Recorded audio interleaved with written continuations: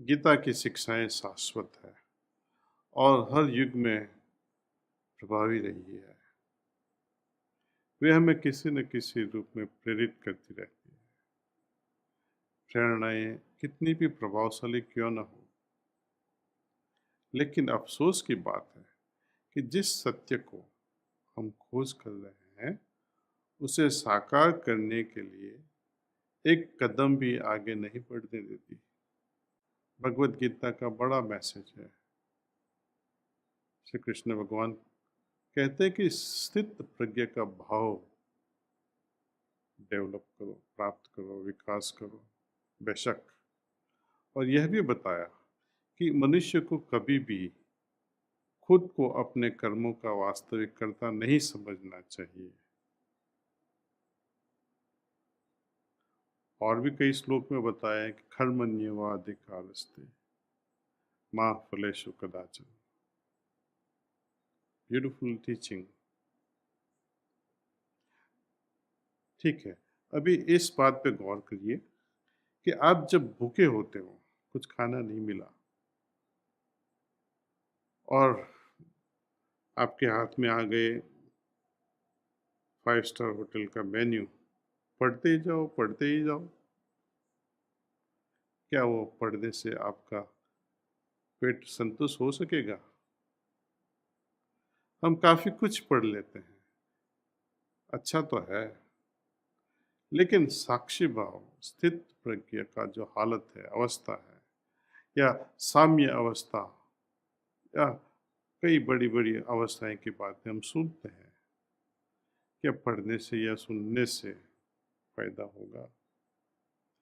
इस पर गहन सोच विचार करने पर हम पाते हैं कि इसे केवल पढ़ने से या सुनने से कोई लाभ तो नहीं होने वाला है, जब तक कि हम बहुत ही व्यावहारिक तरीके से इन अवस्थाओं को प्राप्त करने के उपाय न कर लें।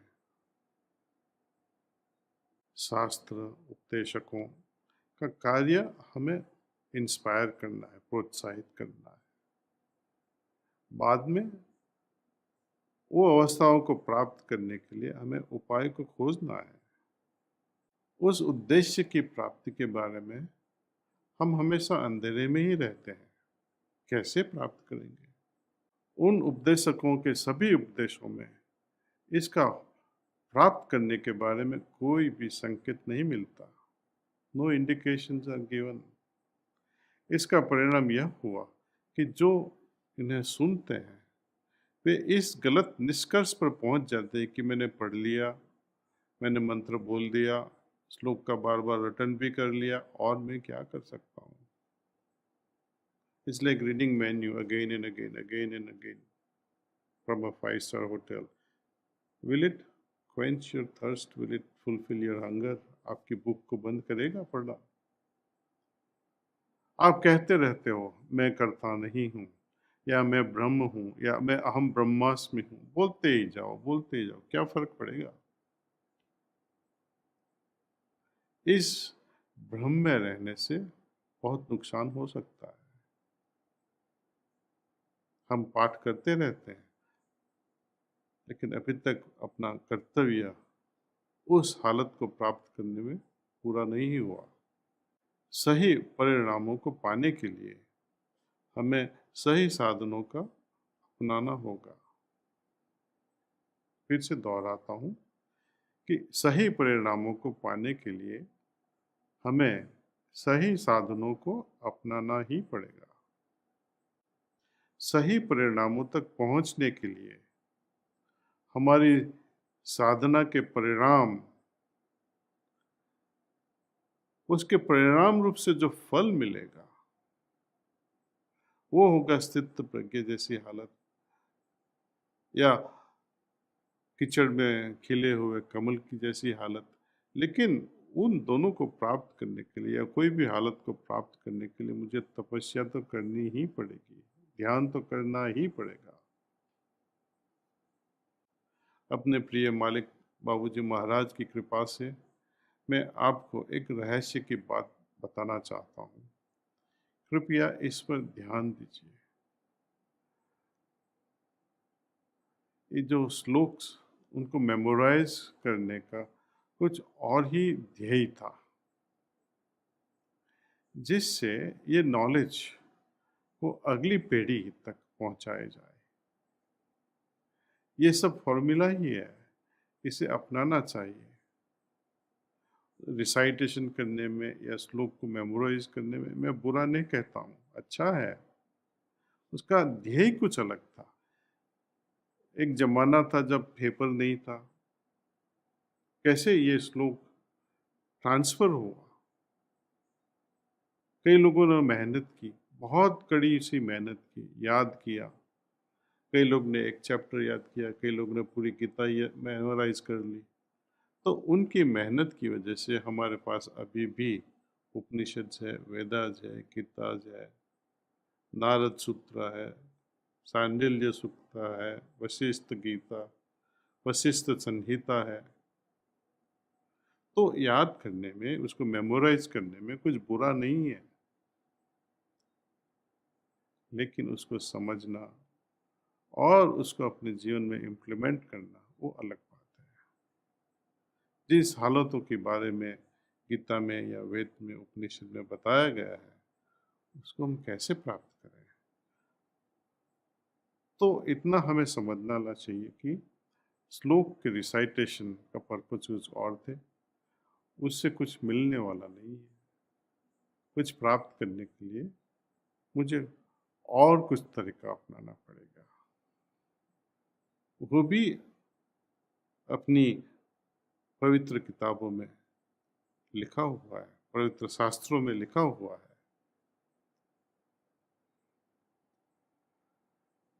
थोड़ी देर के लिए गौर कीजिए, महाभारत का युद्ध शुरू होने वाला है। अर्जुन हताश होकर बैठ गया, श्री कृष्ण के पांव में बोलते कि प्रभु, हमसे ये नहीं होगा, हम नहीं लड़ पाएंगे। अब सोचिए कि आज हम गीता को जिस रूप में देखते हैं, उस पूरे कथन को अर्जुन को कहने में भगवान कृष्ण को कितना समय लगा होगा। रणभूमि पर दोनों सेनाएं आमने सामने खड़ी हैं, युद्ध के बिगुल जोर से बज रहे हैं, शंख भी बज रहे हैं। युद्ध के आरंभ का समय की घोषणा हो चुकी है। अर्जुन को उपदेश देकर उसे सही राह पर लाने के लिए, लड़ने के लिए, उसको राजी करने के लिए भगवान श्री कृष्ण के पास कितना समय था, इसके बारे में जरा सोचिए। 18 अध्याय और 700 श्लोक कहने में कुछ घंटे लग जाते हैं हमें। उस संकट की घड़ी में यह कैसे संभव था, जरा सोचिए। जाहिर सी बात है कि उन्होंने इसके लिए कुछ मिनटों से अधिक समय नहीं लिया होगा। मेरे गुरुदेव ने कहा कि सच तो यह है कि भगवान श्री कृष्ण ने कुछ मिनटों में ही अर्जुन के मन में उस उद्देश्य के लिए जो जरूरी था, जो जरूरी मानसिक हालत थी, उसको संप्रेषित की, ट्रांसमिट की। वाकई में वे वही अवस्थाएं थी जिनके होकर एक आध्यात्मिक जिज्ञासु अपनी आध्यात्मिक यात्रा से गुजरता है। इस प्रक्रिया ने अर्जुन को तुरंत उच्चतर आध्यात्मिक चेतना में पहुंचा दिया और उसके हृदय से अनचाहे जो मोह की हालत बनी हुई थी, उसको दूर कर दिया। You are all familiar with downloading 1 gigabyte of file in just few seconds. अगर आज भी ऐसी क्षमता रखने वाला व्यक्तित्व मौजूद हो, तो आज भी ऐसा होना संभव है। लेकिन जैसा आमतौर पर देखा जाता है, लोग अपना सारा जीवन भगवत गीता का जरा सा भी सार ग्रहण किए बिना ही उसको सुनने और पढ़ने में ही बिता देते हैं। सालों साल तक गीता सुनने के बाद भी कितने लोग हैं जो अर्जुन की तरह बदल गए। भगवान श्री कृष्ण ने अर्जुन को जो ज्ञान संप्रेषित किया, ट्रांसमिट किया, उसके साक्षी महर्षि व्यास थे और उन्होंने उसे श्लोकों के रूप में लिख दिया। इसे समझना जरूरी है कि जो कुछ भी भगवान श्री कृष्ण और अर्जुन के बीच घटित हुआ, वे अनकहे शब्द जिन्हें संप्रेषित किया गया था, उन्हीं शब्दों को बाद में महर्षि व्यास ने श्लोकों का स्वरूप दे दिया। भगवान के हृदय से अर्जुन के हृदय तक, इस हृदय से हृदय तक के संप्रेषण को महर्षि व्यास ने ध्यान से देखा और बड़ी सावधानी से श्लोकों में दिए गए भाव और अवस्थाओं को लिपिबद्ध किया, जो फिर गीता का आधार बने। वास्तव में भगवान श्री कृष्ण ने वहाँ केवल 7 ही श्लोक ही बताए थे। ये ज्ञान रूपी 7 रत्न अर्जुन को 7 श्लोक के माध्यम से दिए गए। भगवान श्री कृष्ण और अर्जुन के बीच हुई हृदय से हृदय की बात को तो महर्षि व्यास ने लिख दिया था, लेकिन इनके अलावा गुजरते समय के साथ कई ऋषियों ने अन्य श्लोक इसमें जोड़ दिए। यह हृदय से हृदय का संवाद कोई कम महत्वपूर्ण नहीं था। शायद बोले गए 7 जो श्लोक है शब्दों में थे, उनसे भी कहीं अधिक महत्वपूर्ण हो सकता है। भगवान श्री कृष्ण के प्रति श्रद्धा और मेरे प्रिय बाबूजी के प्रति कृतज्ञता से उमड़ते हुए हृदय के साथ मैं उन 7 रत्नों को, 7 श्लोकों को आप सभी के सामने बांटना चाहता हूँ। अब देखा जा सकता है कि चैप्टर 2 जो है बहुत खास चैप्टर है। वहाँ से मैक्सिमम श्लोक रिसाइट किए गए थे। पहला श्लोक था जो अभी चैप्टर 2 में है, नंबर है 55। प्रजहाति यदा कामन सर्वान् पार्थ मनोगतान् आत्मनि एव आत्मना तुष्ट स्थित प्रज्ञा तदा उच्यते।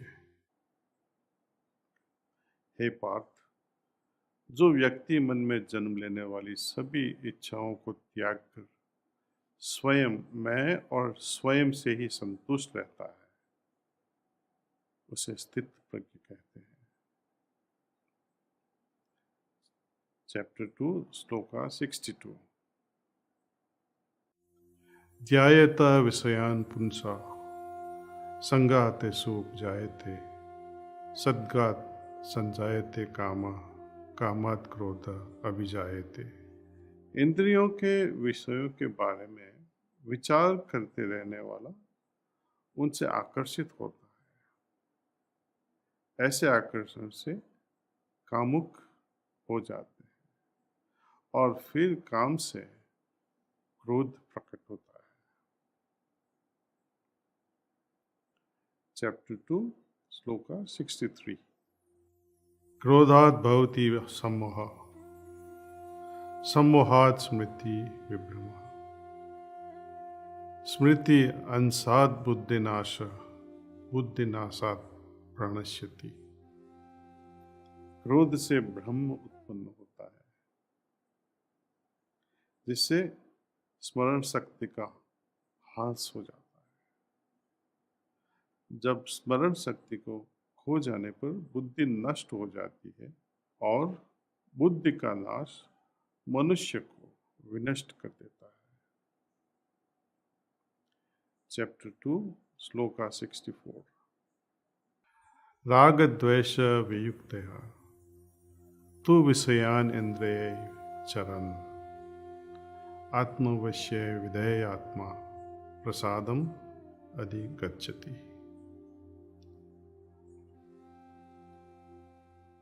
जो व्यक्ति मन को नियंत्रण में रखता है और पसंद नापसंद, मोह और द्वेष से मुक्त है, वह इंद्रियों के विषयों का उपयोग करते हुए भी ईश्वर की कृपा प्राप्त करता है।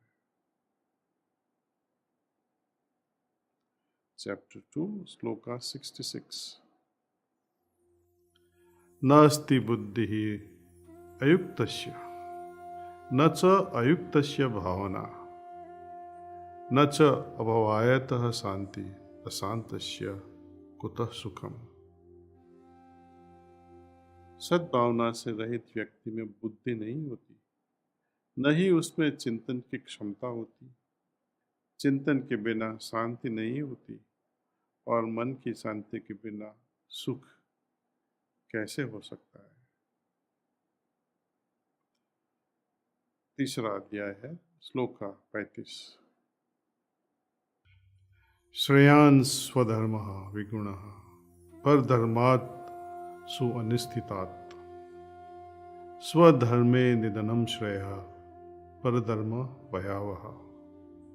अच्छी तरह पूर्ण किए हुए दूसरों के धर्म से अपना धर्म गुण रहित होते हुए भी उत्तम है।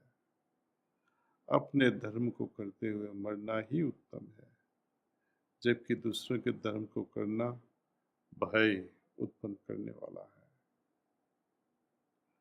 बाबूजी कहेंगे, कम शब्दों में अपनी अपनी सोचो, दूसरों की लप में मत पड़ो। तीसरा अध्याय है श्लोका नंबर 4। न कर्मणाम अनारंभात् निष्कर्म्यम पुरुषः अश्नुते न च संन्यासनत् एव सिद्धिं सम अधिगच्छति। न तो कोई कर्मों से विमुख होकर कर्म फल से छुटकारा पा सकता है और न ही संन्यास से सिद्धि प्राप्त की जा सके। तो ये वो 7 रत्न है। बाद में युद्ध के पहले दिन के अंत में अर्जुन को बहलाते हुए भगवान श्री कृष्ण खुद के 3 रहस्यों को अर्जुन के सामने प्रकट करते हैं। वो है 4था अध्याय श्लोका नंबर 7। यदा यदा हि धर्मस्य ग्लानिर्भवति भारत अभ्युत्थानमधर्मस्य तदात्मानं सृजाम्यहम्। हे अर्जुन, जब भी और जहाँ भी धर्म का पतन होता है और अधर्म बढ़ने लगता है, तब तब मैं अवतारित होता हूँ। 4था अध्याय श्लोका नंबर 8। परित्राणाय साधूनां विनाशाय च दुष्कृताम् धर्म संस्थापनार्थाय संभवामि युगे युगे। भक्तों का उद्धार करने, दुष्टों का विनाश करने और धर्म की फिर से स्थापना करने के लिए मैं हर युग में प्रकट होता हूँ। और एक बहुत ही महत्व श्लोक है फ्रॉम अध्याय 18 श्लोका 66। सर्वधर्मान् परित्यज्य माम एकं शरणं व्रज अहं त्वा सर्व पापेभ्यः मोक्षयिष्यामि मा शुचः। सभी प्रकार के धर्मों का परित्याग करो और मेरी शरण में आओ, मैं समस्त पापों से तुम्हारा उद्धार कर दूंगा, डरो मत। इन श्लोकों के अर्थ पर मनन करें और जैसा कि मैंने कहा है, इन्हें भगवान श्री कृष्ण ने अर्जुन को अपने शब्दों में बताया था। इसका यह मतलब बिल्कुल नहीं है कि अनकहे शब्दों के जरिए की कई बात उससे कुछ कम हो। पहले से कहीं ज्यादा आज हमारे जीवन में संपूर्ण भगवत गीता बहुत ही महत्वपूर्ण है और यह आने वाली पीढ़ियों को प्रभावित करना जारी रखेगी ताकि वे इसकी शिक्षा से लाभ पा सकें। इस धरोहर को लोगों को विरासत में देते जाए। बहुत धन्यवाद। आइए अब हम सभी ध्यान करते हैं।